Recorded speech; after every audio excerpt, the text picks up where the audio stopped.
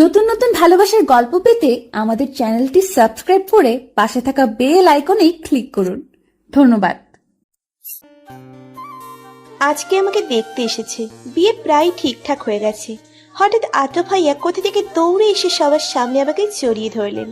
আমি ভাইয়াকে ছাড়ানোর চেষ্টা করতেছি, কিন্তু ফলাফল শূন্য। আদ্র ভাইয়া এমন ব্যবহারে সবাই যেন অবাকের শীর্ষে পৌঁছে গেছে। এলাকার সবচেয়ে ভদ্র ছেলে, তারপরও আবার নামকরা ইউনিভার্সিটির প্রফেসর, সবার সামনে এমন একটা কাজ করতেছে, ভাবা যায়? বেশ কিছুক্ষণ পর আদ্র ভাইয়া আমাকে ছেড়ে দিয়ে কাউকে কোনো কথা বলার সুযোগ না দিয়ে হন হন করে বাহিরে চলে গেল। সবাই এখনো আমার দিকে মুখ হাঁ করে তাকিয়ে আছে। কি হলো এটা? আদ্র কেন হঠাৎ করে এমনটা করলো? তার মতো একটা ছেলে এমনটা করতে পারে কিভাবে? সবার মনেই এই প্রশ্ন চলতে লাগলো। আর এইদিকে আমি মাথা নিচু করে দাঁড়িয়ে আছি। লজ্জা আর অস্বস্তিতে কিছু বলা তো দূরে থাক, মাথা তুলতেই পারছি না। কি হলো এটা আমার সাথে? আদ্র ভাইয়া এমনটা কেন করলো আমার সাথে? এমন নানা প্রশ্নে নিজেকে জর্জরিত করে চলেছি। আদ্র ভাইয়ার এমন ঘটনায় পাত্রীর বাবা ফুপিকে বলল, মিসেস রহমান, আপনি আমাদের ডেকে এনে এভাবে অপমান করলেন, আমি ভাবতেও পারিনি। পাত্রের বাবার এমন কথায় ফুপির মুখটা লাল হয়ে গেল। এমনিতেই তিনি এক কথার মানুষ, তাকে কেউ কিছু বলবে এটা তিনি শুনতে একদমই পছন্দ করেন না। কিন্তু পরিস্থিতি এখন ঠিক উল্টো, তাই তিনি বিনয়ের সাথে বললেন, দেখেন ভাই সাহেব, এমনটা যে হবে আমরা সেটা বুঝতে পারি নাই। হঠাৎ যে আদ্র এমন কিছু করবে এটা আমাদের ভাবনারও বাহিরে ছিল। এই ঘটনার জন্য আপনাদের কাছে ক্ষমা চাওয়ার মুখ আমার নাই, তারপরও পারলে আমাকে ক্ষমা করবেন। পাত্রের বাবা এতে একটুও না দমে আগের চেয়েও বেশি জোরে চেঁচিয়ে বললেন, আপনারা আমাদের ডেকে এনে অপমান করছেন। আপনাদের যদি নিজেদের ভেতরে এমন ঠিক করাই ছিল, তাহলে আমাদের ডেকে এনে এভাবে অপমান করলেন কেন? আপনাদের আমি দেখে নিব। এই বলে তিনি সবাইকে নিয়ে চলে গেলেন। পাত্রপক্ষ চলে যেতে না যেতেই ফুপি হুঙ্কার দিয়ে বলল, ফারিহা, এইসব কি? আমার মান সম্মান রাখলে না আর? ফুপির এমন হুঙ্কারে আমি কি বলবো কিছুই বুঝতে পারছি না, তাই মাথা নিচু করে দাঁড়িয়ে আছি। এখন আরো ভয়ে সারা শরীর ঝিমঝিম করছে আমার এমন অবস্থা দেখে বড় বাবা ফুপিকে বলল, আহা আপু, ওকে এভাবে ধমকাচ্ছ কেন? ওকে এখন একটু রেস্ট নিতে দাও। আদ্র আসলে আমরা সবাই তার সাথে কথা বলবো তখন। বড় বাবার এমন কথায় ফুপি যেন আরো ক্ষেপে গিয়ে দ্বিগুণ জোরে চিৎকার দিয়ে বলল, দাও, আরো আশকারা দিয়ে মাথায় তুলো।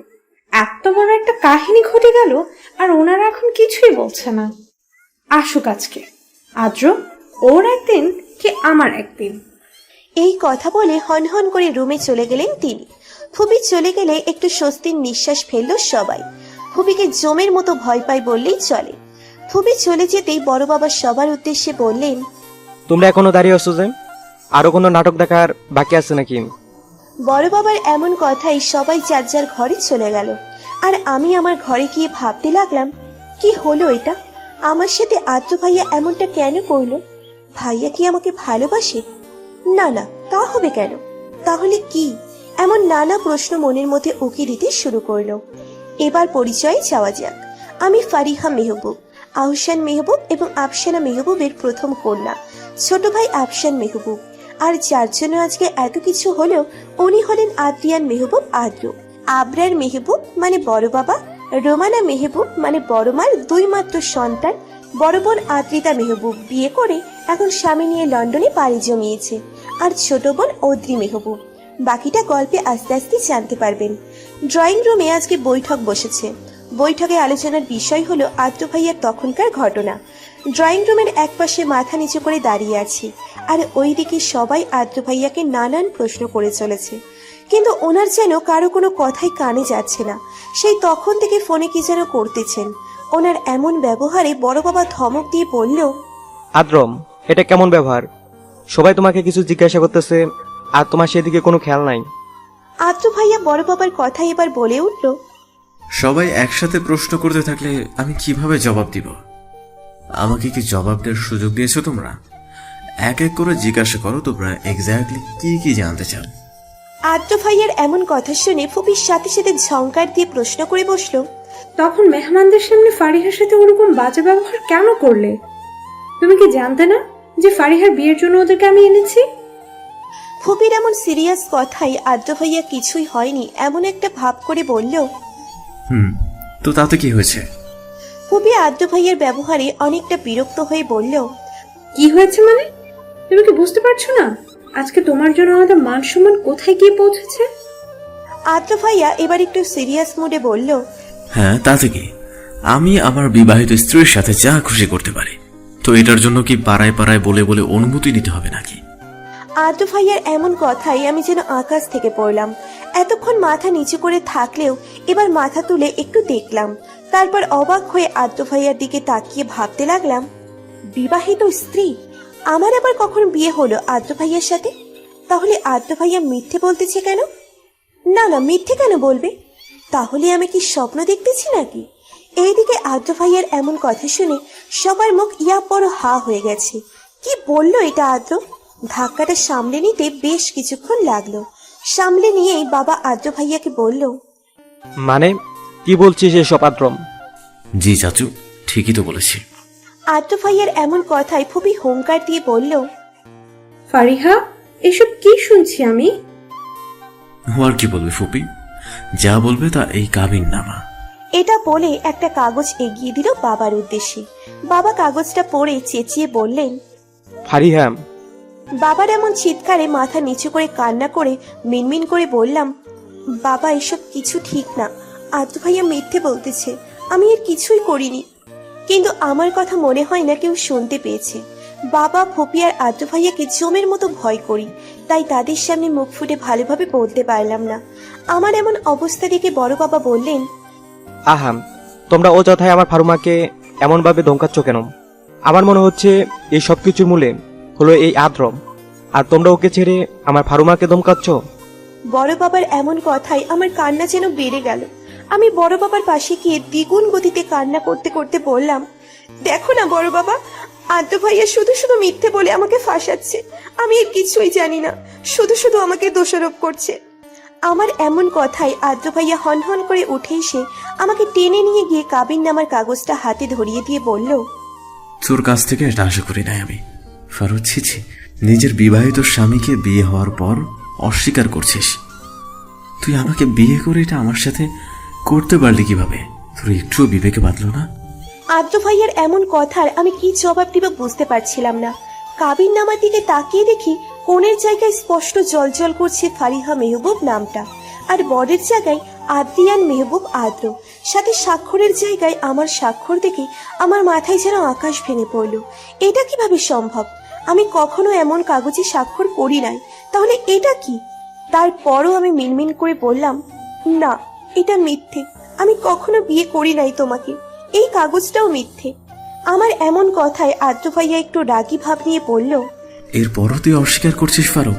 তুই নিজের বিয়েকে অস্বীকার করবি? আমি ভাবতেও পারিনি। ছি ফারুক, ছি। আমাদের এমন কথা কাটাকাটি দেখে এবার ফুপি চেঁচিয়ে বলল। তোমরা থামবে? আমি একটা সিদ্ধান্ত নিয়েছি, দেখো তোমাদের পছন্দ হয় কিনা।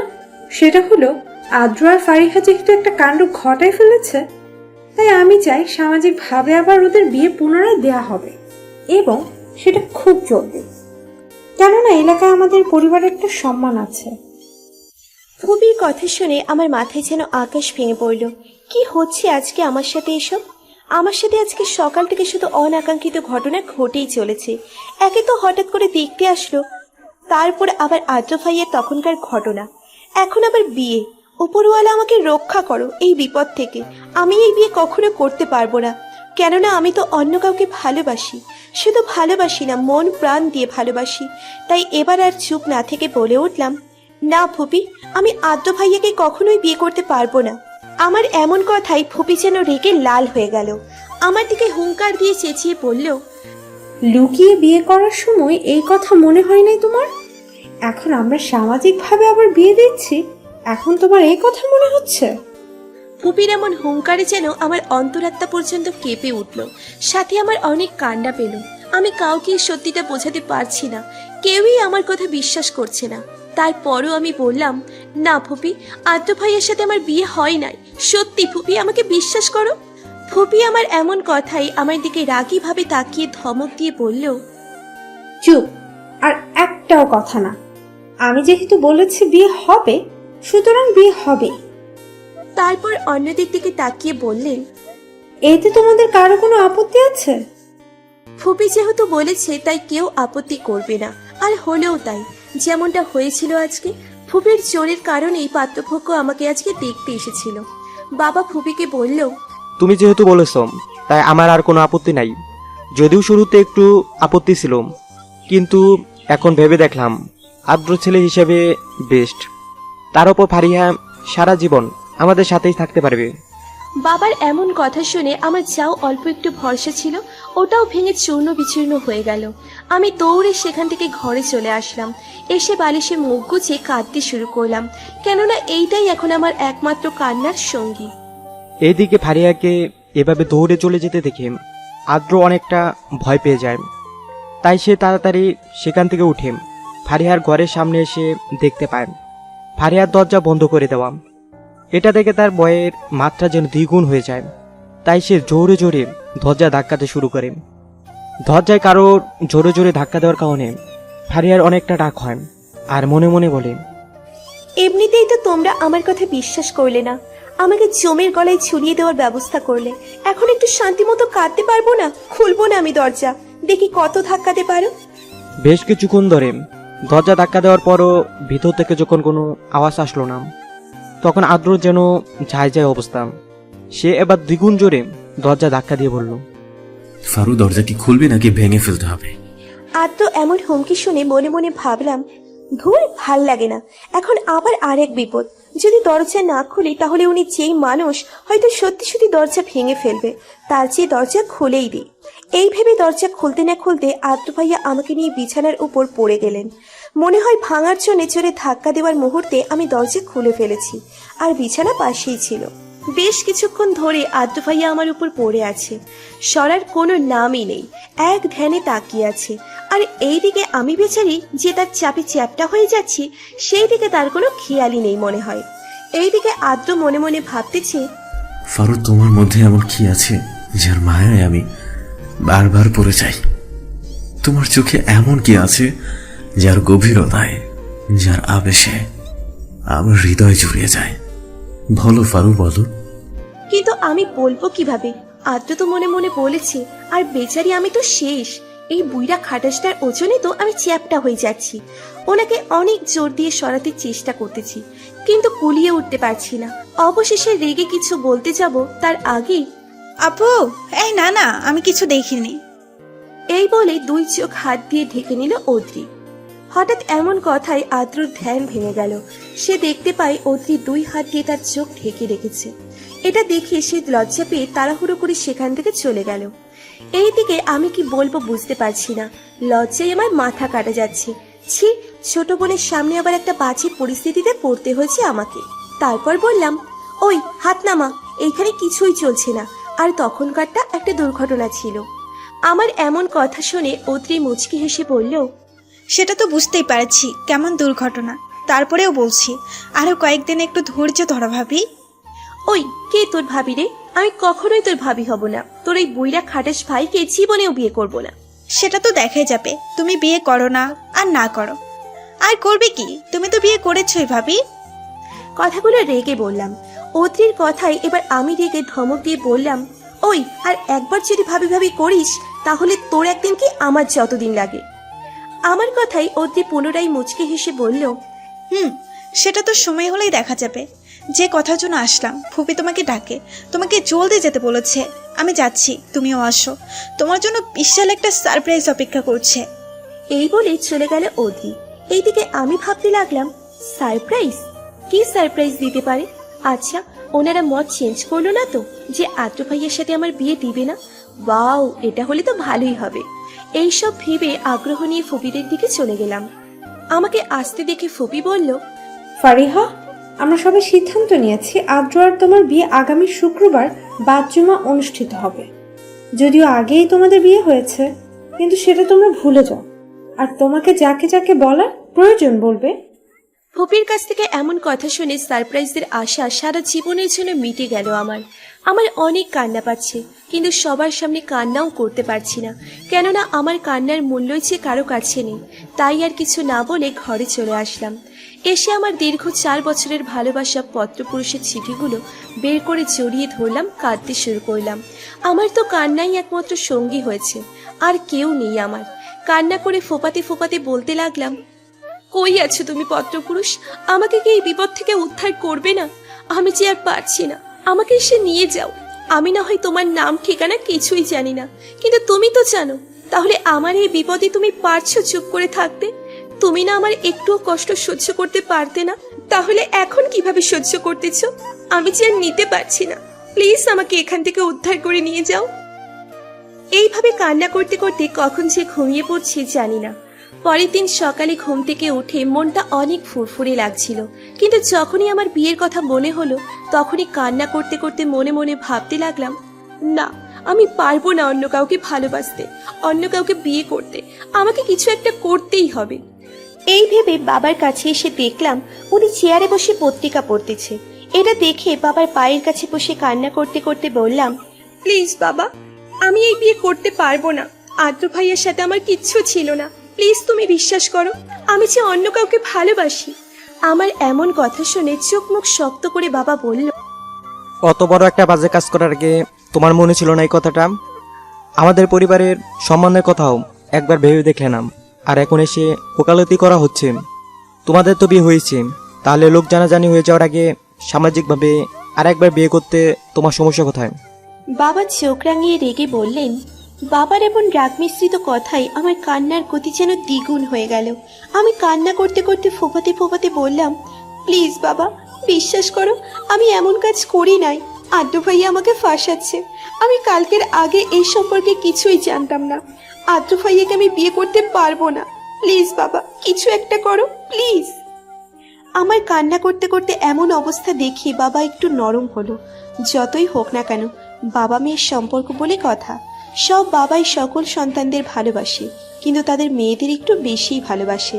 তিনি আমাকে বসা অবস্থাতেই আমার মাথা তার কোলের উপর টেনে নিয়ে মাথায় আলতো করে হাত বুলিয়ে দিতে দিতে বললেন,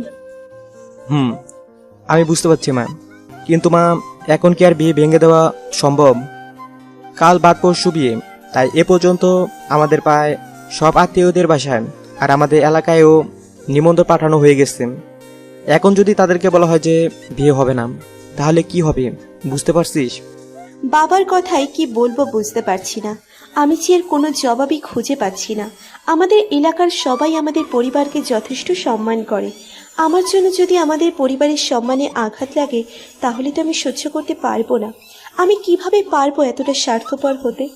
আমার জন্য আমার পরিবারের দিকে কেউ আঙুল তুলবে, এটা আমি কখনোই চাই না, আর চাইবও না। আমি না হয় সবার আনন্দ আর পরিবারের সম্মানের কথা ভেবে আমার এতদিনের লুকায়িত ভালোবাসাকে জলাঞ্জলি দিলাম। আমার কাছ থেকে কোনো উত্তর না পেয়ে বাবা আবার বললেন, দেখ মা, আমি বুঝতে পারছি তোর মনের অবস্থা। আমি তো বললামই, এখন তুই যদি বিয়ে ভাঙতে বলিস তাহলে আমি ভেঙে দিব। আর আদ্রকেও তো আমি ছোট থেকেই দেখেছি, ওর কাছে তুই অনেক সুখী থাকবি। আর তাছাড়া তুই আমার একমাত্র মেয়ে, তুই সবসময় আমার কাছেই থাকবি, সুখে থাকবি। এর চেয়ে বেশি আর কিছু কি চাইতে পারি আমি? বাবার কথার কোনো উত্তর না দিয়ে বাবার কোলে মাথা দিয়ে শুয়ে থাকলাম, যদি মনটা একটু শান্ত হয় এই আশায়। আমাকে কিছু না বলে চুপ থাকতে দেখে বাবাও আর কিছু না বলে আমার মাথায় আলতো করে হাত বুলিয়ে দিতে লাগলো। আপু, আপু তোমাকে ডাকছে। হে কি, তুমি এভাবে শুয়ে শুয়ে কান্না করতেছো কেন? আমি শুয়েছিলাম, হঠাৎ অদ্রি এসে কথাগুলো বলল আমাকে। অদ্রিকে দেখে আমি তাড়াতাড়ি করে চোখ মুছে বললাম, কই কান্না করতেছি, চোখে কি যেন পড়েছিল। আপু, আমাকে কি তোমার হাবলো মনে হয়? আমি স্পষ্ট দেখলাম তুমি কান্না করতেছো। আরে না, তুই ভুল দেখছিস। এই দেখ, আমি হাসতেছি। আর আমি কেন কান্না করবো রে? কান্না করে তো তারা যাদেরকে পরিবার ছেড়ে অন্য একটা পরিবারে যেতে হয়, কিন্তু আমার তো আমার পরিবারকে ছেড়ে অন্য কোথাও যেতে হচ্ছে না, তাহলে আমি কান্না করব কেন? আমার কথা শুনে অদ্রি বলল, তুমি সবসময় এমন হাসি খুশি থাকবে, তোমাকে কষ্ট পেতে দেখলে আমার একটুও ভালো লাগে না। কিন্তু মনে মনে নিজেই নিজেকে বলতে লাগলো, তুমি মুখে যতই বলো না কেন, তুমি যে কষ্টে, মনে মনে অনেক কষ্টে আছো, এটা আমি বুঝতে পেরেছি। যখন থেকে বুঝতে শিখেছি তখন থেকেই তো প্রায় সব সময় তো তোমার আর আপুর কাছেই ছিলাম। আমি জানি তুমি কেন কষ্ট পাচ্ছ, সেটা কখনোই বলবে না, কিন্তু তোমার এই কান্নার পেছনের কি কারণ আছে সেটা আমাকে খুঁজে বের করতেই হবে। আর এর জন্য যদি ভাইয়াও দায়ী হয় তাহলেও তাকে শাস্তি পেতে হবে। তোমাকে কথা দিলাম আপু। এই টপিক চেঞ্জ করার জন্য আমি বললাম, আচ্ছা এখন বলতো বড় বাবা কেন ডাকে আমাকে? বিশেষ কোনো দরকার আছে নাকি? সেটা কি আমাকে বলেছে? আমাকে শুধু বললো যাও তো গিয়ে মারুফাকে ডেকে নিয়ে আসো। তোমাকে সবাই কত ভালোবাসে, আমাকে একটুও ভালোবাসে না কেউ। অদ্রি এই কথা বলে ন্যাকা কান্না শুরু করলো। অদ্রির এমন ন্যাকা কান্না দেখে বললাম, কেন রে, তোর কেন এমন মনে হয়? আমার কথা শুনে অদ্রি ঠোঁট উল্টিয়ে বাচ্চাদের মতো করে বলল, কেন হবে না তুমিই বলো। সবাই তোমাকে মা মা বলে ডাকে আর আমাকে ওই আদ্রি বলে ডাকে। ভালোবাসলে কি এমন করে ডাকতো? অদ্রির এমন অভিযোগ শুনে আমি মুচকে হাসলাম। ভাবলাম, যাক বাবা, এই মেয়ে এটাও খেয়াল করেছে। তারপর মজা করে বললাম, আহা কাঁদে না সোনা, কাঁদে না, আমি আছি না। কেউ ভালোবাসুক আর না বাসুক, আমি তো তোকে অনেক ভালোবাসি। এখন যা গিয়ে বড় বাবাকে বল আমি আসতেছি।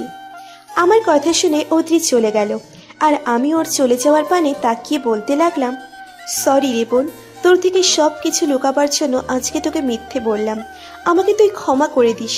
এছাড়া যে আমার আর কোনো উপায়ই ছিল না। তুই তো ছোট, তোকে যদি বলতাম তাহলে তুই তো আমাদের পরিবারের দিকটা না ভেবে আমার কথাই ভেবে হয়তো কিছু একটা করার চেষ্টা করতিস। কিন্তু এটা যে আমার পরিবারের সম্মানের দিকে আঙুল তুলতো, আমার জন্য আমার পরিবারের দিকে কেউ আঙুল তুলবে, এটা যে আমি কখনোই চাই না। আমাকে ডেকেছিলে বড় বাবা? বড় বাবাকে বই পড়তে দেখে ওনার কাছে গিয়ে বললাম। আমাকে এই কথা বলতে শুনে বড় বাবা বইটা রেখে আমাকে ওনার পাশে টেনে নিয়ে বলল, এসেছিস ফারুমা? আমি যে জন্য তোকে ডেকেছিলাম। হ্যাঁ বড় বাবা বলো। পরশুদিনই তো তোদের বিয়ে, তাই আমি বলতে চাচ্ছি তুই তোর বন্ধু বান্ধব যাদের যাদের দাওয়াত দিতে চাস দিয়ে দিস। বিয়ের কার্ডও এসে গেছেন, আর আজকে কিছুক্ষণ পর বিয়ের শপিং করতে যেতে হবে। তুই বরং অদ্রি আহসানের সাথে তোর কোনো বান্ধবী থাকলে নিয়ে যাবি। জি বড় বাবা। আচ্ছা তাহলে এখন যা, রাতে নাকি খাস নাই, কিছু এখন গিয়ে খাবি। জি বড় বাবা। আচ্ছা তাহলে এখন আয়। বড় বাবার কাছ থেকে উঠে আমি কিছু খেয়ে রুমে চলে আসলাম। রুমে এসে তিশাকে জানিয়ে দিলাম, আর আজকে আমাদের সাথে শপিংয়ে যেতে হবে সেটাও বলে ফোন রেখে দিলাম। মনে শান্তি না থাকলে কিছুই ভালো লাগে না, কথাটা আসলেই সত্যি, যেটা আমি এখন হাড়ে হাড়ে বুঝতে পারছি। তারপরও যতটা সম্ভব নিজেকে স্বাভাবিক রাখতে চেষ্টা করতেছি, কেননা আমার ওপরে যে আমার পরিবারের মান সম্মান নির্ভর করছে। কিন্তু মন তো আর সেটা মানতে চায় না। মন তো ছুটে যেতে চায় তার কাঙ্ক্ষিত আবাসস্থল আর সেই পত্রপুরুষের কাছে। কিন্তু তারপরও আমি মনের কথা না শুনে মনকে অনেকটা শক্ত করে পরিস্থিতির সাথে নিজেকে মানিয়ে নিতে আপ্রাণ চেষ্টা চালিয়ে যাচ্ছি। জানি না শেষ পর্যন্ত কতটা সফল হতে পারবো। আপাতত মনকে ব্যস্ত রাখার জন্য একটা গল্পের বই হাতে নিয়ে পড়তে লাগলাম। অপর দিকে আদ্র রেডি হচ্ছে, এখন তাকে ভার্সিটিতে যেতে হবে। এমন সময় হঠাৎ আফসানের আগমন। আদ্র আফসানকে দেখে জিজ্ঞাসা করে, কি রে পিচ্ছি, কিছু বলবি? আদ্র এমন কথায় আফসান হালকা রেগে গিয়ে চোখ মুখ লাল করে বলে, দেখো ভাইয়া, তোমাকে আমি অনেকদিন মানা করেছি আমাকে পিচ্ছি বলবে না।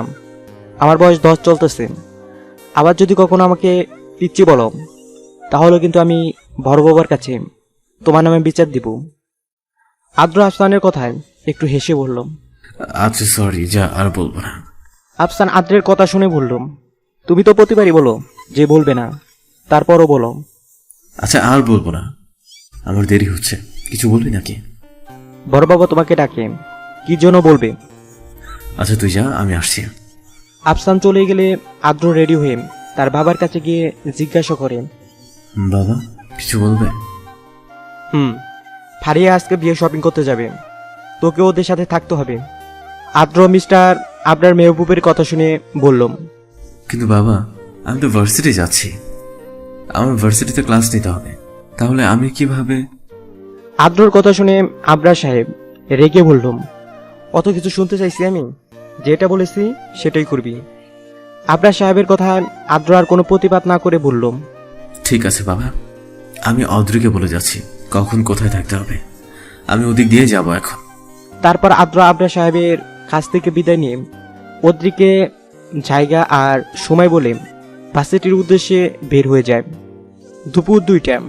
ফারিয়া, অদ্রি, আফসান আর তৃষা শপিংয়ের উদ্দেশ্যে বাসা থেকে বের হয়। কিছুক্ষণ পর তারা শপিং মলে পৌঁছে যায়। তারপর হঠাৎ ফারিয়া শপিং মলের অপোজিটে এমন কিছু দেখতে পায় যার জন্য তার অনেক রাগ হয়। রাগে সারা শরীর জ্বালা করতে শুরু করে আর মনে মনে বলে, তুই এইখানে এসব কাজ করতেছিস আর তোর জন্য আমার উপর দিয়ে কত কিছু যাচ্ছে, তোকে যে আমি কি করব। এই বলে সে অনেকটা রাগ নিয়ে এগিয়ে যেতে থাকে। হঠাৎ সে দেখতে পায় একটা মেয়ে আদ্রকে খুব বাজেভাবে জড়িয়ে ধরে আছে। এটা দেখে আমি সাথে সাথে চোখ বন্ধ করে নিলাম, কেননা এসব আমার একদমই সহ্য হচ্ছে না। মনের কোথাও একটা কেমন কেমন লাগতেছে আর আদ্র ভাইয়ের উপর অনেক রাগ হচ্ছে, কিন্তু কেন এমনটা হচ্ছে সেটা আমি কিছুতেই বুঝে উঠতে পারছি না।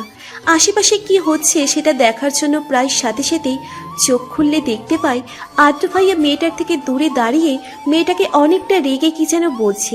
এটা দেখে আমি আদ্র ভাইয়াকে মনে মনে একটা ধন্যবাদ দিলাম, কিন্তু কেন দিলাম সেটা জানি না। তারপর আর ওদিকে না গিয়ে অতিথিদের কাছে ফিরে আসলাম।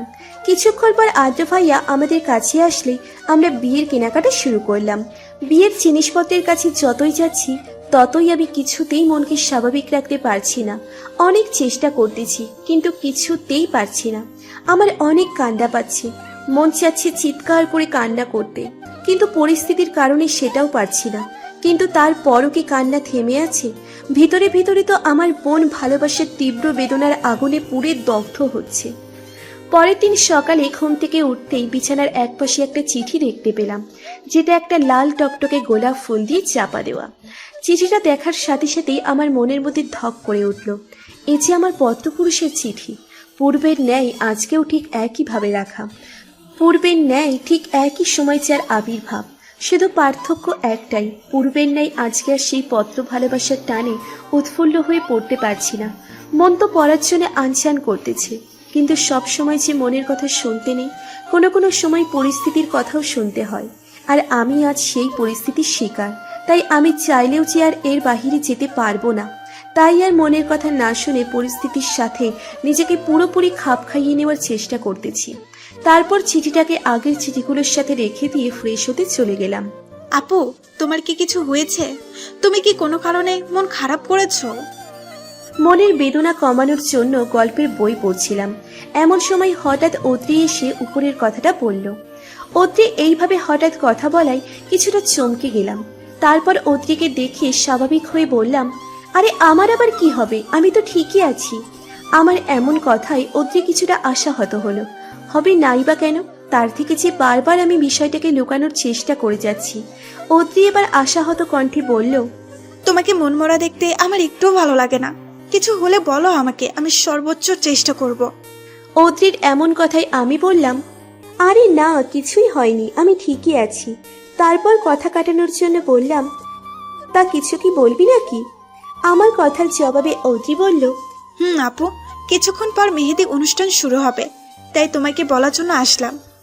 অদ্রির কথা শুনে বললাম, আচ্ছা ঠিক আছে, আমি রেডি হয়ে থাকবো। ঠিক আছে আপু, আমি তাহলে যাই। আচ্ছা আয়।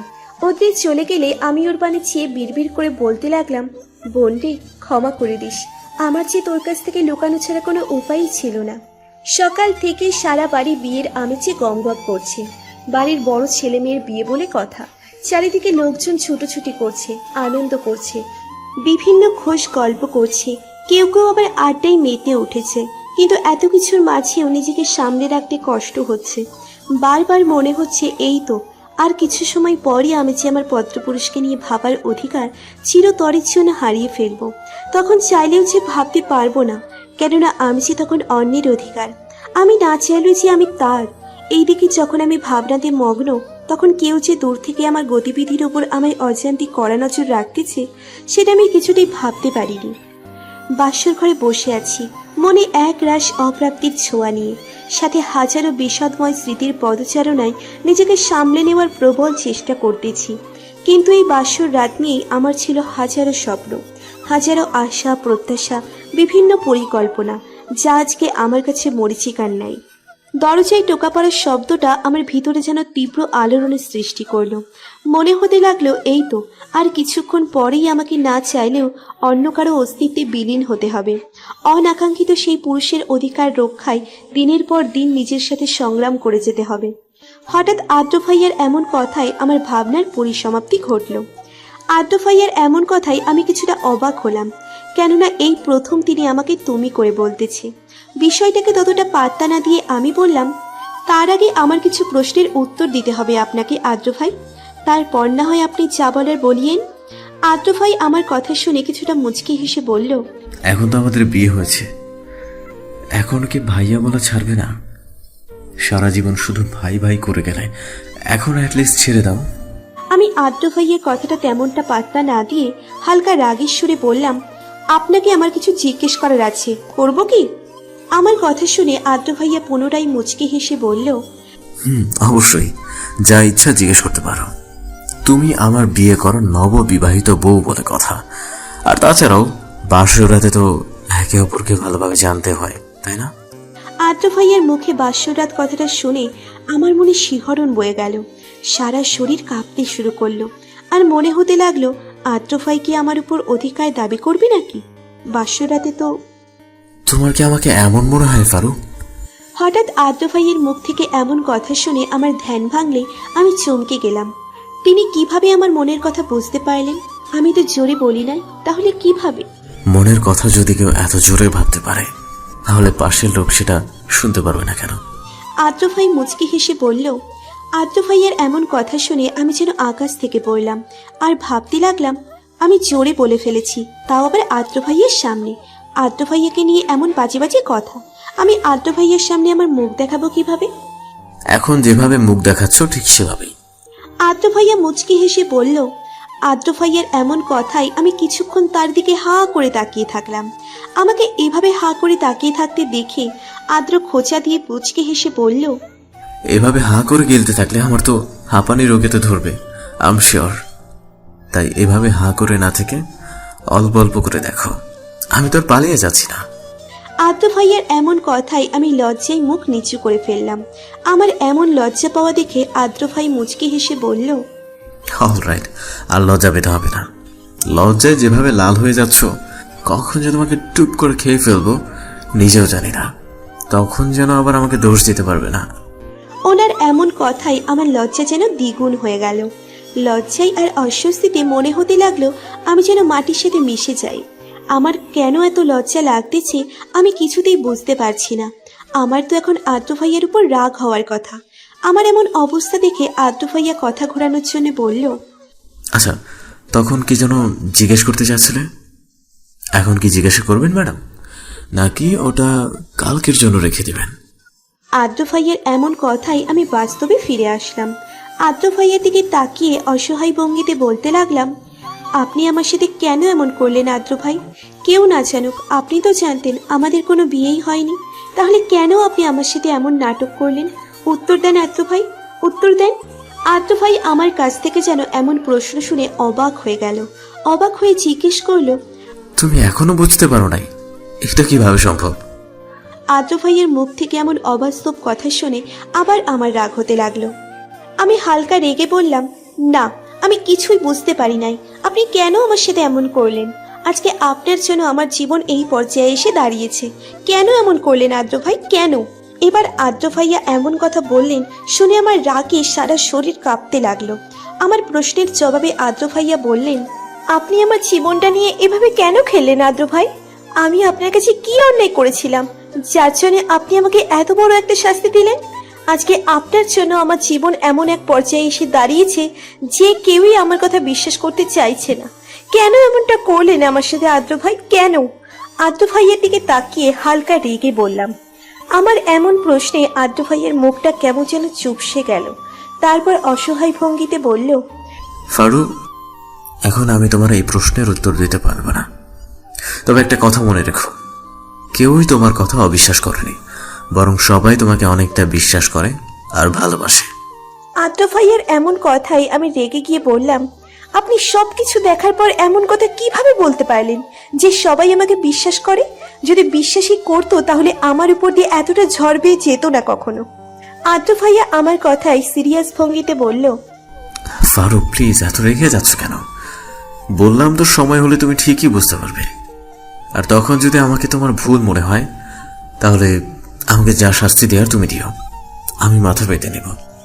আদ্র ভাইয়ের এমন কথাই আমি অনেকটা অবাক হয়ে গেলাম। তারপর বিড়বিড় করে বললাম, এটা কিভাবে সম্ভব? আর আদ্র ভাইয়া এতটা সিরিয়াস বিষয় নিয়ে মিথ্যা কিছুতেই বলতে পারে না। তাহলে কি আমি ভুল? আর ভাবতে পারছি না। আদ্র ভাইয়া আমার এমন অবস্থা দেখে এই বিষয়টাকে বাদ দেওয়ার জন্য মুচকি হেসে বলল, থাক থাক, আরো বেশি ভাবতে হবে না। তোমার যে শরীরের অবস্থা, আল্লাহ, বেশি ভাবতে ভাবতে যদি আবার কঙ্কাল হয়ে যাও তখন আমার ভবিষ্যৎ বাবুদের কি হবে? আমার অনেক আশা নাতি নাতনিদের সাথে গল্প করার, তার কি হবে? আদ্র ভাইয়ার এমন কথাই আমি হা করে ওনার দিকে তাকিয়ে রইলাম। বুইরা খাটাস বলে কি? আমি এখনো পিচ্ছি একটা মেয়ে আর উনি এখনই নাতি নাতনিদের চিন্তা করে ফেলেছে। আমাকে এমন হা করে তাকিয়ে থাকতে দেখে আদ্র ভাইয়া মুচকি হেসে খোঁচা দিয়ে বলল, থাক থাক, এইভাবে আর হা করে গিলতে হবে না আমাকে। আমি জানি তোমার বড় অনেক হ্যান্ডসাম, এখনই এইভাবে লোক দিও না। বাকি জীবনের জন্য কিছু রাখো। যেভাবে হা করে দেখছো আমার তো কেমন কেমন একটা অন্যরকম ফিলিংস আসছে। আদ্র ভাইয়ের এমন কথাই আমি অনেকটা লজ্জা পেলাম। কখনোই এমন পরিস্থিতিতে পড়িনি আগে। আর এই বইরা খাটাস বজ্জাত চামচিকা বেটাই আমাকে শুধু শুধু লজ্জায় ফেলতেছে। আমাকে মনে মনে গালি দেওয়া শেষ হলে এখন ঘুমান, বেশি রাত জাগা ঠিক না, ওকে? এই বলে তিনি বিছানায় শুতে নিলেই আমি তাড়াতাড়ি করে বললাম, না না, আমি আপনার সাথে এক বিছানায় ঘুমাতে পারবো না, আপনি বরং নিচে ঘুমান। আদ্র ভাইয়া আমার কথাকে বিন্দুমাত্র গ্রাহ্য না করে বিছানায় শুয়ে পড়ল। তারপর আমার দিকে তাকিয়ে মুচকি হেসে বলল, আমার তো আপনার সাথে এক বিছানা ঘুমাতে কোনো অসুবিধা নাই। আপনার যদি কোনো অসুবিধা থেকে থাকে তাহলে মেঝে তো আছেই, আপনি বরং সেখানেই ঘুমান। কিন্তু খবরদার অন্য ঘরে যাওয়ার চিন্তাও মাথা থেকে ছেড়ে ফেলুন, কেননা এখন থেকে আপনাকে আমার ঘরেই ঘুমাতে হবে। আদ্র ভাইয়ার এমন ব্যবহারে আমার অনেক রাগ হতে লাগলো। আমি রেগে ফোপাতে লাগলাম। আমার এমন অবস্থা দেখে আদ্র ভাইয়া মুচকি হেসে বলল, ম্যাডাম, আপনাকে কিন্তু রাগি লোকে অনেক কিউট লাগে। আর তা দেখে আমার ফিলিংস আসতে শুরু করে। যদি ভুল করে কিছু একটা করে ফেলি তাহলে তার জন্য আমাকে আবার দোষ দিতে যাবেন না। তাই কিছু করার আগে আপনি বরং ঘুমিয়ে পড়ুন তাড়াতাড়ি। আদ্র ভাইয়ের এমন কথাই আমি যেন আকাশ থেকে পড়লাম। লোকটা বলে কি, রাগকে এক মুহূর্তে পানি কিভাবে করতে হয় এটা মনে হয় এনার চেয়ে ভালো কেউই জানে না। তারপর আমি আর কোনো উপায় খুঁজে না পেয়ে একপাশে গিয়ে শুয়ে পড়লাম। পরের দিন সকালে খোঁচা খোঁচা কিছুর শব্দে আমার ঘুম ভেঙে গেল। চোখ খুলতে দেখতে পেলাম আমি আদ্র ভাইয়ের বুকে মাথা রেখে জড়িয়ে ধরে ঘুমিয়ে আছি। এটা দেখার সাথে সাথেই লাফ দিয়ে বিছানা থেকে নেমে পড়লাম। তারপর আদ্র ভাইয়াকে এখনো ঘুমাতে দেখে কিছুটা নিশ্চিন্ত হয়ে ফ্রেশ হতে চলে গেলাম। ফ্রেশ হয়ে বের হয়ে আদ্র ভাইয়াকে এখনো ঘুমাতে দেখে মনে মনে উপরওয়ালাকে ধন্যবাদ দিয়ে নিশ্চিন্ত মনে রেডি হয়ে নিচে চলে আসলাম। ভাবি, ঘুম কেমন হলো? ঘুম হয়েছে তো নাকি? নিচে আসতে না আসতেই অদ্রি আমাকে দেখে প্রশ্ন করে বসলো। অদ্রির এমন প্রশ্নে আমার অনেকটা লজ্জা পেলাম, কিন্তু কেন পেলাম জানি না। তারপরও লজ্জা প্রকাশ না করে হালকা রাগের ভঙ্গিতে বললাম, অদ্রি, এটা কিন্তু বেশি হয়ে যাচ্ছে। ভুলে যাবি না আমি তোর বড় আপু, সো বেশি এপাশ ওপাশ করলে ঠাটিয়ে দিব একটা। আমার কথায় অদ্রির মধ্যে তেমন কোনো ভাবান্তরই দেখতে পেলাম না, বরং সে অধীর আগ্রহ নিয়ে আবার প্রশ্ন করলো, ভাবি বলো না প্লিজ, কি কি হলো তোমাদের? অদ্রির কথায় আমার আজকে সকালের কথা মনে হতেই আমি অনেকটা বেশি লজ্জা পেলাম। আর মনে মনে ভাবতে লাগলাম, ইস, কি বাজে একটা পরিস্থিতির মধ্যে পড়তে হয়েছিল আমাকে। ভাগ্যিস আদ্র ভাইয়া ঘুমের মধ্যে ছিল, না হলে কি হতো আমার? আমি কিভাবে এই মুখ নিয়ে আদ্র ভাইয়ার সামনে যেতাম? আমাকে কিছু বলতে না দিয়ে অদ্রি বলে উঠল, ভাবি কোথায় হারিয়ে গেলে? এমন মুখ লাল করে কি ভাবছো শুনি? ভাইয়ার কথা নয় তো? অদ্রির কথায় আমার ধ্যান ভাগলে আমি হালকা রাগী গলায় বললাম, অদ্রি, এবার কিন্তু বেশি হয়ে যাচ্ছে। আমি কিন্তু। আমার কথা শেষ না হতেই অদ্রি বলে উঠল, আরে রাখো তো এখন ওসব কথা, তার চেয়ে বলো কি ভাবছিলে এতক্ষণ? অদ্রির এমন কথাই আমি বুঝতে পারলাম যে আমার আজকে আর নিস্তার নেই। কেননা বিপক্ষ দল আটঘাট বেঁধে মাঠে নামলেও আমি যে আজকে অস্ত্র শূন্য। হঠাৎ রান্নাঘর থেকে বড় মা বের হয়ে এসে অদ্রিকে ধমক দিয়ে বলল, অদ্রি, সকাল সকাল আমার ফার্মাকে না জ্বালালে তো হচ্ছে না, যা এখান থেকে। তারপর আমার দিকে তাকিয়ে বলল, তুই আয় তো মা, আমার কাছে এসে বসে থাক। বড় মার এই কথা শোনার সাথে সাথে অদ্রির কাছ থেকে বাঁচার আনন্দে খুশিতে আত্মহারা হয়ে বড় মার পিছনে পিছনে চলে গেলাম। আদ্র ভাইয়া ছাড়া সবাই খাবার টেবিলে বসে আছি, কেননা সাহিব এখনো ঘুমে ব্যস্ত। অদ্রি তাকে ডাকতে গিয়েছিল, কিন্তু ফলাফল শূন্য, তাই তাকে ছাড়াই সবাই খেতে বসেছি। হঠাৎ আদ্র ভাইয়া এসে আমার সামনে বসে বড় মার উদ্দেশ্যে বলল, মা, ক্ষুধা লাগছে আমার, কিছু খেতে দাও আমাকে। আদ্র ভাইয়ের এমন কথায় সবাই আদ্র ভাইয়ের দিকে তাকিয়ে কিছু একটা দেখে হা হয়ে যায়। তারপর সবাই কিছু না বলেই মুচকি হেসে মাথা নিচু করে নেয়, আর অদ্রি তো জোরেই হেসে ফেলে। অদ্রিকে হাসতে দেখে আমি আদ্র ভাইয়ের দিকে তাকিয়ে দেখি ওনার গলার ঠিক একটু নিচে আমার ঠোঁটের দাগ লেগে আছে, যেটা আদ্র ভাইয়া মনে হয় খেয়াল করেনি। এটা দেখে আমার লজ্জায় মাটিতে মিশে যেতে ইচ্ছে করছিল। সবার সামনে এমন লজ্জার একটা পরিস্থিতিতে পড়তে হবে আমি কখনো ভাবতেই পারিনি। লজ্জার অস্বস্তিতে আমি মাথা নিচু করে থাকলাম। এইদিকে সবাইকে এইভাবে হাসতে দেখে আদ্র ভাইয়া অবাক হয়ে বলল, সকাল সকাল তোমাদেরকে ভূতে ধরলো নাকি নাকি এলিয়েন দেখতে পেলে যে এভাবে কোনো কারণ ছাড়াই হাসছো? আদ্র ভাইয়ার এমন কথায় অদ্রি হেসে বলল, জি ভাইয়া, এলিয়েনই বলতে পারো, তবে তুমি এখনো দেখতে পারোনি। যদি দেখতে চাও তাহলে আয়নার সামনে গিয়ে তোমার গলার নিচের দিকে তাকাও। অদ্রির এমন কথায় আদ্র ভাইয়া মুখ হা করে তাকিয়ে রইল। তারপর উঠে গিয়ে যেই ড্রয়িং রুমের বেসিনের সামনে দাঁড়িয়েছে অমনি চিৎকার করে উঠে দৌড়ে উপরের দিকে চলে গেল। আদ্র ভাইয়ের এমন দৌড় দেখেই সবাই এবার জোরেই হেসে ফেলল। আর এইদিকে আমার তো চাই চাই অবস্থা, না পারছি কিছু বলতে আর না পারছি উঠে যেতে। লজ্জায় মাটিতে মিশে যেতে ইচ্ছে করছে, আর আদ্র ভাইয়ের উপর অনেক বেশি রাগ হচ্ছে আমাকে এমন একটা পরিস্থিতিতে ফেলার জন্য। শেষে আমি আর থাকতে না পেরে আদ্র ভাইয়ের দেখানো পথে আমি আমার ঘরের দিকে দৌড়ে চলে গেলাম। আমার এমন চলে যাওয়া দেখে বড় মা ধমক দিয়ে বলল, এই, তোমরা সবাই থামবে? মেয়েটাকে একটু শান্তি মতো খেতেও দিলা না। বিশেষ দ্রষ্টব্য, ফুপি তার বাসায় সমস্যার জন্য কালকেই চলে গেছে। বড় মার কথায় অতি অবাক হওয়ার ভান করে বলল, কই, আমরা আবার কি করলাম? সকাল সকাল ওরা একটা সার্কাস দেখালো, তাই একটু হাসলাম আর কি। অতির এমন কথাই বড় মা ধমক দিয়ে বলল, বেশি কথা শিখে গেছিস, চুপচাপ খেয়ে খাবারটা নিয়ে গিয়ে ফারুমাকে দিয়ে আসবি। এইদিকে আমি বিছানায় শুয়ে নিজেই নিজেকে গালি দিচ্ছি। আমি কিভাবে পারলাম আদ্র ভাইয়ের সাথে এমনটা করতে? তারপর হঠাৎ আলমারির দিকে নজর পড়তেই মনটা আপনা আপনি খারাপ হয়ে গেল, কেননা সেখানেই তো আছে আমার পত্রপুরুষের চিঠিগুলো, যা আজকে দেখার কিংবা পড়ার অধিকার যে আমি হারিয়ে ফেলেছি। এটা মনে হতেই আমার অনেক কান্না পাচ্ছে। কিভাবে পারবো আমি আমার ভালোবাসাকে ভুলতে?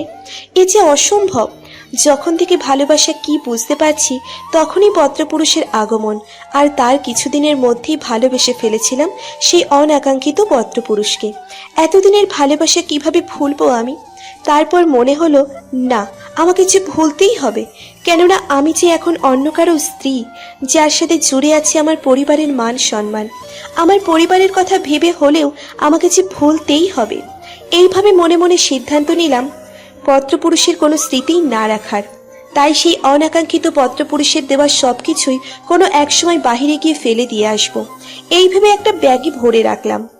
ব্যাগটা যে লুকিয়ে রাখতে যাব তখনই পিছন থেকে কারো কথাই আমার হাত থেকে পড়ে গিয়ে সবকিছু মেঝেতে ছড়িয়ে পড়লো। হঠাৎ পেছন থেকে কে যেন বলে উঠল, তুমি এখানে কি করতেছো? আর এসব কি? এত চিঠি কোথা থেকে আসলো? তুমি কি কাউকে ভালোবাসতে নাকি যে তোমাকে এই চিঠিগুলো দিয়েছে? চিঠিগুলো তাড়াতাড়ি করে ব্যাগে ভরে ফেলে পিছনে তাকিয়ে দেখি খাবার হাতে নিয়ে অদ্রি দাঁড়িয়ে এই কথাগুলো বলছে। এই অসময়ে অদ্রিকে দেখে আমার শরীরে অজানা ভয়ের একটা শিহরণ বয়ে যেতে লাগলো। আর ভাবতে লাগলাম, এখন কি হবে?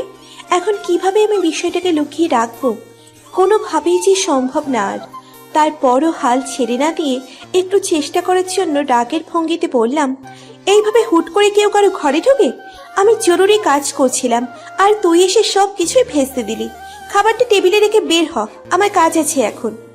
আমার এমন কথা শুনে অদ্রি বলে উঠল, কি হয়েছে তোমার আপু? এভাবে কথা বলতেছো কেন? তোমার সারা শরীর দিয়ে তো ঝরঝর করে ঘাম ঝরতেছে, কোনো সমস্যা? অদ্রির কথার প্রেক্ষিতে আমি তাড়াতাড়ি করে বললাম, আরে কোনো সমস্যা না, তুই যা, এখন আমার কিছু কাজ আছে, আমি পরে খেয়ে নিব। আমার কথায় অদ্রির মধ্যে চলে যাওয়ার কোনো প্রবণতাই দেখলাম না, বরং সে আরো বেশি আগ্রহী হয়ে বলল, আপু, তুমি তো জানোই আমি তোমাকে কত ভালোবাসি। বেশ কিছুদিন থেকে তোমাকে মন খারাপ করে থাকতে দেখে আমার একটুও ভালো লাগছে না। তোমার স্মরণ আছে ছোটবেলায় আমি যখন কান্না করতাম তখন তুমি আর বড় আপু মিলে কি করতে আমার সাথে? আপু তো এখন নাই, কিন্তু তুমি আমাকে কেন এত কষ্ট দিচ্ছ? তুমি জানো না তোমাদের কষ্ট আমি সহ্য করতে পারি না। তুমি কেন কষ্ট পাচ্ছ বলো আমাকে, আমিও চেষ্টা করে দেখি। প্লিজ আপু, আর চুপ করে থেকো না। অদ্রির এমন কথায় আমি কি বলবো বুঝতে পারছি না, কেননা অদ্রি যে আজকে আর না জেনে ছাড়বে না এটা আর আমার বুঝতে বাকি নেই। আমাকে চুপ থাকতে দেখে অদ্রি আবার বলে উঠল, ঠিক আছে, বলতে না চাইলে নাই, আমি নিজেই জেনে নেব। আমি তোমাকে ভালোবাসলেও তুমি তো আর আমাকে ভালোবাসো না, আমাকে একটুও আপন মনে করো না। থাক, তোমার বলতে হবে না। এই বলেই ন্যাকা কান্না শুরু করলো। অদ্রির অবস্থা দেখে মনে মনে বললাম, ধুর, এই মেয়ে দেখছি আজকে না জেনে কিছুতেই ছাড়বে না। আচ্ছা বলেই দেখি, কত আর মিথ্যে বলবো, পরে যা হবার হবে। কিন্তু ওকে বললে যদি কোনো সমস্যা হয়, আমার পরিবারের মান সম্মানের উপর যদি কোনো আঘাত আসে, তাহলে আমি নিজেকে কিভাবে ক্ষমা করব? তারপর অদ্রির উদ্দেশ্যে বললাম, ওকে বনু, এখন ন্যাকামি বন্ধ কর, আমি বলবো, কিন্তু তার আগে আমাকে কথা দিতে হবে যে তুই কাউকেই বলবি না। আমার কথা শুনে প্রায় সাথে সাথেই বলল, ওকে ওকে, কাউকেই বলবো না, এখন বলো। তারপর আমি অদ্রিকে শুরু থেকে সব কিছুই খুলে বললাম। আমার কথা শুনে অতি ভারাক্রান্ত মন নিয়ে বলল, ভাইয়াকে এর জন্য শাস্তি পেতে হবে। ওর কত বড় সাহস তোমাকে কষ্ট দেয়। কিন্তু আপু, ভাইয়া সেদিন কেন এমনটা করলো? অদ্রির এমন কথার প্রেক্ষিতে আমি বললাম, সেটা তো আমিও বুঝতে পারছি না, তবে কালকে আদ্র ভাইয়ার কথাই আমার মনে হচ্ছে আমাদের পরিবারের সবাই অথবা কেউ না কেউ তো জানতোই যে কিছু না কিছু হবে। কিন্তু আপু, ওনারা যদি জানতোই তাহলে এত অ্যাক্টিং করলো কেন?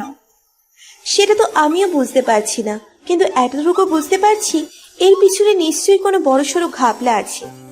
আমার এমন কথাই অদ্রি কিছুক্ষণ চুপ থেকে তারপর বলে উঠল, আপু, আমি কি চিঠিগুলো দেখতে পারি? অদ্রির কথাই আমি চমকে গেলাম।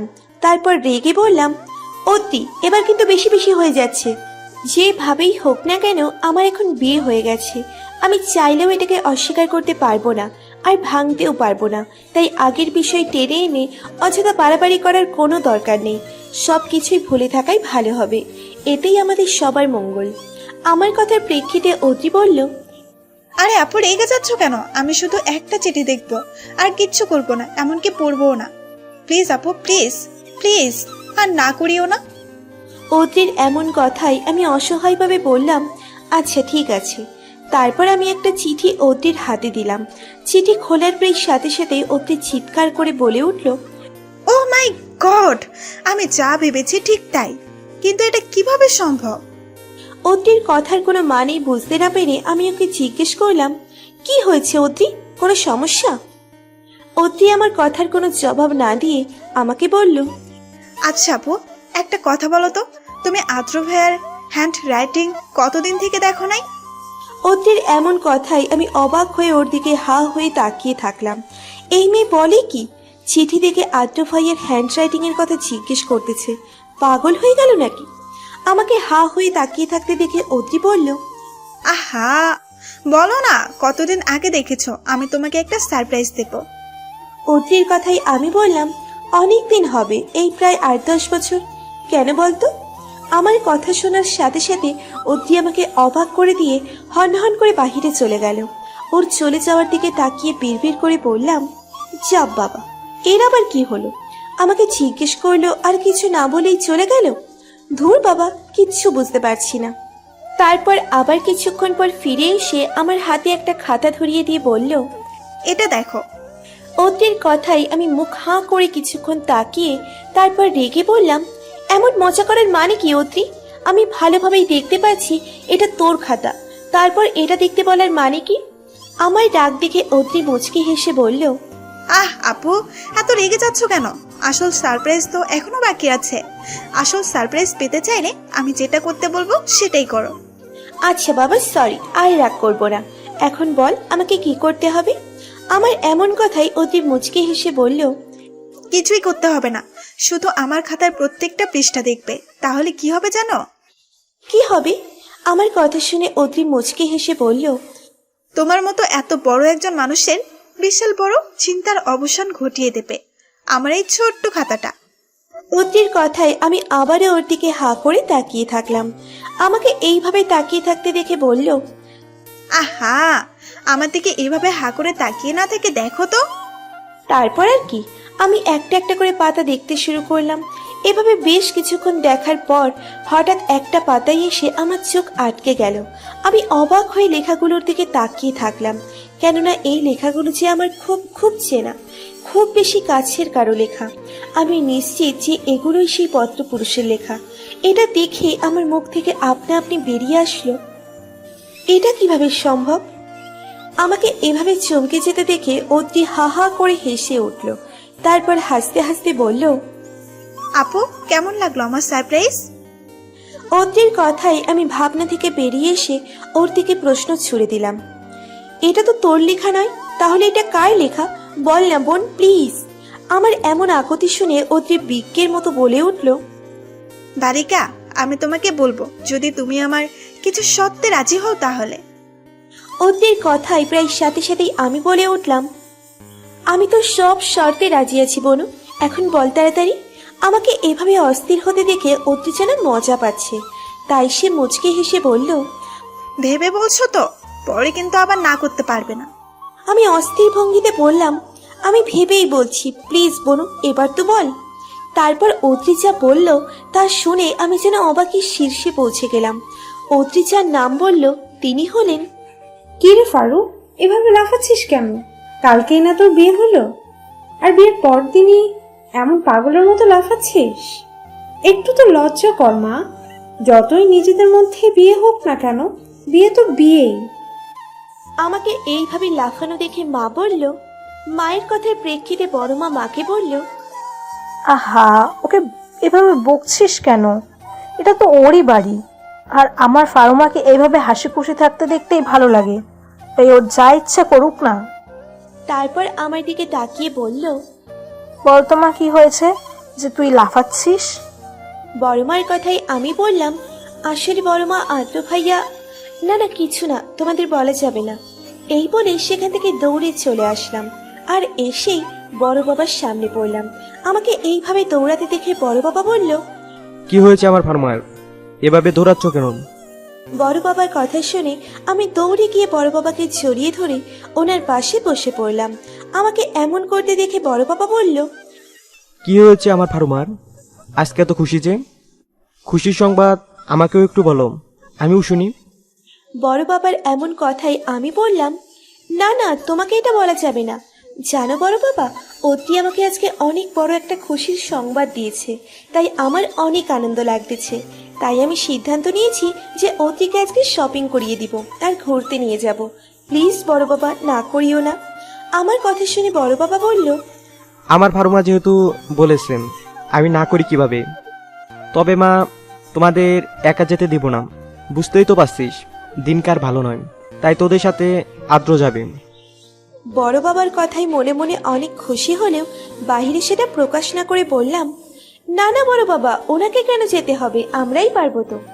আমার এমন কথা শুনে বড় বাবা বলল, আমি জানি তো তোরা পারবি, কিন্তু মা, দিনকাল যে ভালো না, তাই তোদের সেফটির জন্য আদ্রকে যেতে বললাম। তোদের কিছু হলে আমাদের কি হবে? বড় বাবার কথাই আমি বললাম, ঠিক আছে বড় বাবা। অনেক উড়েছ বালিকা, এখন মাটিতে পা রাখো, কেননা এখন তোমার ওড়ার সময় শেষ হয়েছে, আর চোখের জলে নাকের জলে হওয়ার সময় এসেছে। বড় বাবার কাছ থেকে এসে আমি অদ্রির পাশে বসতে না বসতেই অদ্রি বলে উঠল। অদ্রির এমন কথাই আমি চমকে গেলাম, এখন আবার কি এমন সারপ্রাইজ দিবে? তারপর আমি অদ্রির উদ্দেশ্যে বললাম, এটা কেমন ব্যবহার অদ্রি? এভাবে ভয় দেখানোর মানে কি? আমার কথা শুনে অদ্রি অবাক হওয়ার ভঙ্গিতে বলল, হ্যাঁ মা, ভয় দেখালাম আবার কখন? আমি তো সত্যিটাই বললাম। অদ্রির কথা শুনে আমি ওর দিকে প্রশ্ন ছুড়ে দিলাম, এটা সত্যি? তাহলে এখন আমার অবস্থা কেন চোখের ছলে নাকের ছলে হবে? আমার কথা শুনে অতি মুচকে হেসে বলল, আমি করব তাই কেন? তুমি কি তখনকার সত্যের কথা ভুলে গিয়েছো নাকি ম্যাডাম? অত্রির এমন কথা শুনে আমি চমকে উঠলাম আর মনে মনে ভাবতে লাগলাম, সত্যিই তো আনন্দে আত্মহারা হয়ে আমি তখনকার শর্তের কথা ভুলেই গিয়েছিলাম। এখন আমার কি হবে? তারপর অত্রির উদ্দেশ্যে বললাম, তখন শর্তের বিষয়টা বাদ দিলে হয় না বনু? আজকে আমি তোকে শপিং এ নিয়ে যাব, আবার ঘুরতে নিয়ে যাব। এখন ঘুষ দিতে চাচ্ছ আমাকে? কিন্তু বালিকা, একটা কথা মনে রাখো, এই অত্রি আপনার কাছ থেকে কোনো ঘুষ নেবে না। আরে ঘুষ বলছিস কেন? তুই আমাকে একটা খুশির সংবাদ দিয়েছিস, তাই আমার পক্ষ থেকে এটা তোর জন্য উপহার। আমার কথা শুনে অতি বলল, তাহলে নেওয়া যায়, কিন্তু তারপরেও সত্য বাদ দেওয়া যাবে না। কিন্তু তুমি যেহেতু আমাকে উপহার দিচ্ছ, তাই একটু ছাড় দিতে পারি, যাতে তোমার চোখের জলে নাকের জলের অবস্থা না হয়। কিন্তু তাতেও একটা টুইস্ট আছে। অতির এমন কথা শুনে আমি অসহায় ফেস করে বললাম, কি সেটা বল শুনি। আমার এমন ফেস দেখে অতি মুচকে হেসে বলল, ও মা, এখনই এমন কান্না করতেছো কেন? তোমার এমন মুখ দেখে আমার মায়া হচ্ছে, তাই তোমার জন্য কোনো শর্ত রাখলাম না, জাস্ট অল্প একটু ছাড়া, আর পুরো শর্তটাই রাখলাম তোমাদের ভালোবাসার উপর। অতির এমন কথাই আমি চমকে গেলাম। কি বলে এই মেয়ে? মাথা ঠিক আছে তো? ভালোবাসার উপর আবার কোনো শর্ত দেওয়া যায় নাকি? আমাকে এইভাবে হা করে তাকিয়ে থাকতে দেখে অতি মুচকি হেসে বলল, এখন শর্তগুলো বলতেছি, ভালো করে শোনো। তোমাকে আমার সব কথা মতো অন্য কারোর সাথে ভালোবাসার অভিনয় করতে হবে, আর সেটাও আবার তোমার স্বামীর সামনে। এটা দেখে যদি আদ্র ভাইয়া আজকে তোমাকে তার ভালোবাসার কথা জানায়, তাহলে তোমায় সবকিছুই মাপ। অতির কথা শুনে আমি অসহায় ভঙ্গিতে বললাম, আচ্ছা ঠিক আছে, আমি তোর শর্তে রাজি, কিন্তু কখন অভিনয় করতে হবে? আমার কথা শুনে অতি বলল, আজকে কোথায় নিয়ে যাবে বললে না? আজকেই তাহলে করলেই হবে। শুধু টুইস্ট আনার জন্য কোনোভাবে আদ্র ভাইয়ের কানে কথাটা বললেই কাজ হয়ে যাবে, বাকিটা। এটা বলে মনে মনে ভাবতে লাগলো, কি ভেবেছিলে আপু? আমি তোমাকে কষ্ট দিব? কখনোই না। তোমাকে আর এইভাবে দেখতে ভালো লাগছে না, তাই তো তোমার ভালোর জন্যই এমন কিছুর ব্যবস্থা করলাম, যাতে আদ্র ভাইয়ের সাথে তুমি খুব তাড়াতাড়ি স্বাভাবিক হতে পারো। গাড়িতে বসে শপিং মলের দিকে যাচ্ছি আমরা, মানে হলো আমি, আদ্র ভাইয়া আর অদ্রি। হঠাৎ অদ্রি বলে উঠল, ভাইয়া গাড়ি থামাও, আমরা নামবো। অদ্রির কথা শুনে আদ্র ভাইয়া অদ্রির উদ্দেশ্যে বলে উঠল, এইখানে নামবি মানে কি অত্রি? আর শপিং মল তো এখনো অনেক দূর, আর এইখানে পার্কের সামনে নামার কারণ কি? ফারুয়াপুর একজন স্পেশাল মানুষের সাথে দেখা করতে যাব আমরা, কিন্তু খবরদার তুমি আসবে না, আমরা কিছুক্ষণ পর আসবো। অদ্রির কথা শুনে আদ্র ভাইয়া বলল, আমি যাব না কেন? বাবা তোমাদের সবসময় খেয়াল রাখতে বলেছে। তোমার এখন আসতে হবে না, এইটুকু সময় আমরা আমাদের খেয়াল রাখতে পারবো। আর তাছাড়া আকাশ ভাইয়া তো আছেই ওইখানে। অদ্রির কথায় আদ্র ভাইয়া রেগে বলল, এই আকাশটা আবার কে? আদ্র ভাইয়ার রাগ দেখে অদ্রিও সমান তালে রাগ দেখিয়ে বলল, আপুর বয়ফ্রেন্ডের সাথে দেখা করতে যাচ্ছি, এবার হইছে? আর কোনো কথা না, আমাদের দেরি হয়ে যাচ্ছে, আমরা গেলাম। আর খবরদার আমাদের পেছনে আসবে না। এই বলে অদ্রি আমাকে টেনে নিয়ে হন হন করে হাঁটতে লাগলো। আর এইদিকে আদ্র কি বলবে বুঝতে না পেরে ওদের দিকে হাঁ করে তাকিয়ে রইল। তারপর যখন অদ্রির কথার মানে বুঝতে পারলো, তখন তাড়াহুড়ো করে গাড়ি থেকে বের হয়ে লুকিয়ে লুকিয়ে অদ্রিদের পিছু করতে শুরু করলো। বেশ কিছুক্ষণ হাঁটার পর অদ্রি বলে উঠল, আপু কাজ হয়ে গেছে, আদ্র ভাই আমাদের পিছু নিয়েছে, এখন তোমার অভিনয়ের পালা। তুমি শুধু ভালোভাবে অভিনয় করে যাবে, বাকিটা আমি সামলে নেব। আর সাবধান, আমি যেভাবে করতে বলেছি সেভাবেই করবে।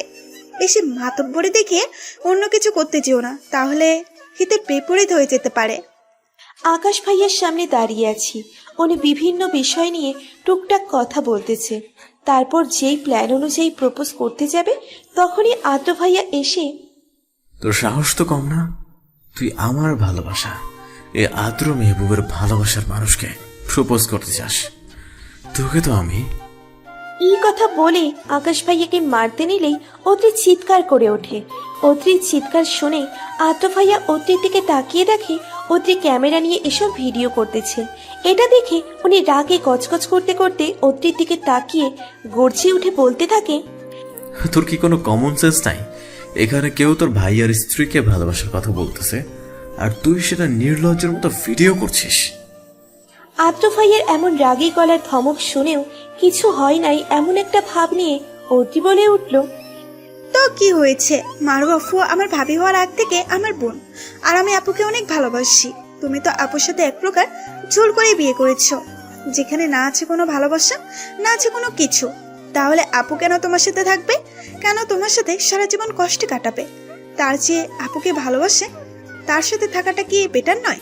আর আপুর ভালোর জন্য এটা করা তো আমার নৈতিক দায়িত্ব। আমিও তো ফারুকে ভালোবাসি, শুধু ভালোবাসি না, অনেক বেশি ভালোবাসি। আর তাছাড়াও ফারু আমার স্ত্রী। স্ত্রী তো কি হয়েছে, এখন স্ত্রী আছে, কিন্তু সারা জীবন যে থাকতে হবে তার কি মানে?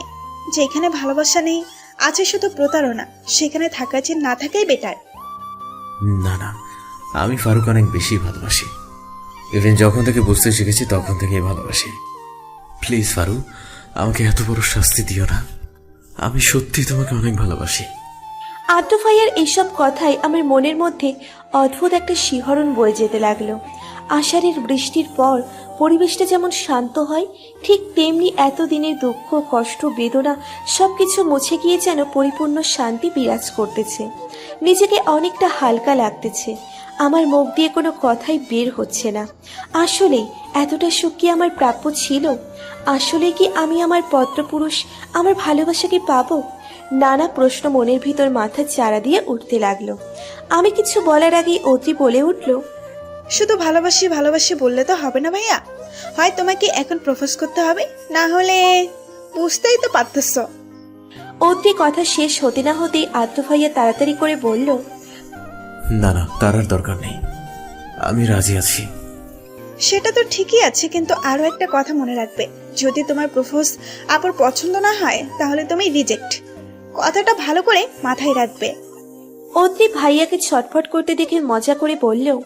অদ্রির কথায় আদ্র ভাইয়ার চোখে মুখে একটা চিন্তার ছাপ ফুটে উঠল। আচ্ছা, কতটা ভালোবাসলে একটা মানুষ ভালোবাসার জন্য এতটা অবুঝ হতে পারে? আসলে কি আদ্র ভাইয়া আমাকে এতটা ভালোবাসে? আদ্র ভাইয়া দৌড়ে গিয়ে কোথা থেকে যেন ফুল নিয়ে এসে হাঁটু গেড়ে বসে আমার দিকে ফুল এগিয়ে দিয়ে বলতে শুরু করলো, আমি এমন একটা তুমি চাই যেখানে বুঝে নেবে আমার নীরবতার ভাষা, অব্যক্ত আক্ষেপ। আমি এমন একটা তুমি চাই যেখানে শুধু আমার জন্য, অন্য কারোর জন্য নয়।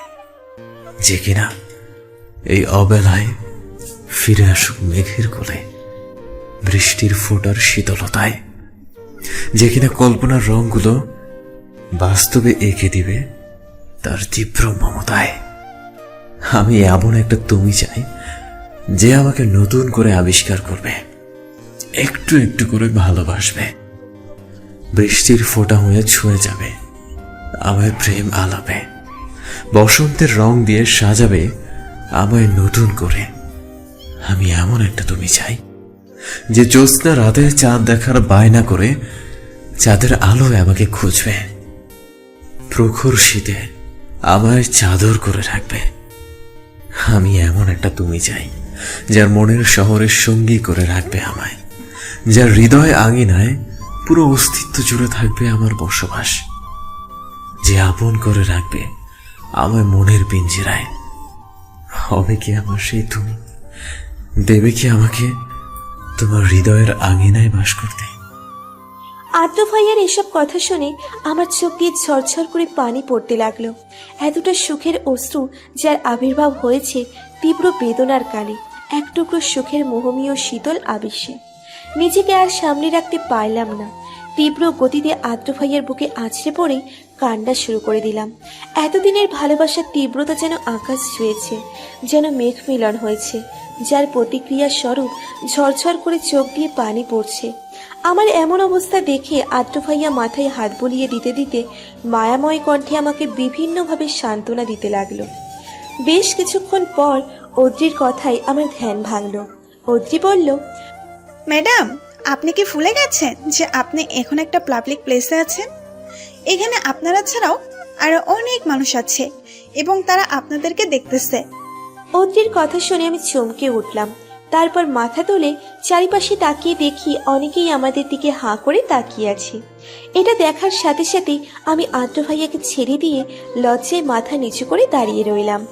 আমাকে এভাবে লজ্জা পেতে দেখে অদ্রি মুচকি হেসে খোঁচা দিয়ে বলল, বাবা, ম্যাডামের দেখে আবার লজ্জাও আছে।